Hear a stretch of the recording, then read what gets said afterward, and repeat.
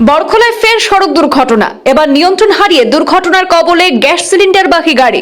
স্থানীয়দের সহায়তায় আহত চালককে উদ্ধার করে হাসপাতালে পাঠানো হয়েছে। চালকদের অসাবধানতা এবং জাতীয় সড়কের বেহাল অবস্থার দরুন বারবার দুর্ঘটনা নিয়ে বাড়ছে উদ্বেগ। আবারও সড়ক দুর্ঘটনা সংঘটিত হলো কাছাড়ের বরখলায়।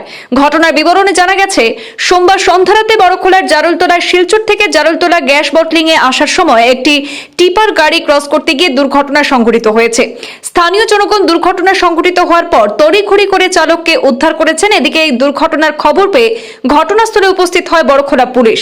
আহত চালককে উদ্ধার করে প্রাথমিক চিকিৎসার জন্য বরখলা স্বাস্থ্য কেন্দ্রে প্রেরণ করা হয়। এ নিয়ে গত কয়েক মাসের মধ্যে বেশ কয়েকটি সড়ক দুর্ঘটনা সংঘটিত হয়েছে বরখলায়। বিশেষ করে শিলচর জয়ন্তিয়া সড়কের বিভিন্ন জায়গায় রয়েছে গর্তের মিছিল। প্রায় সময় সড়কের গর্তে পড়ে দুর্ঘটনা সংঘটিত হচ্ছে। শুকনো মৌসুমে ধুলোবালির ঝড় আর বর্ষাকালে কর্দমাক্ত হয়ে পড়ে গোটা সড়ক, আর এর মধ্যে দিয়ে অহরহ ঘটছে সড়ক দুর্ঘটনা।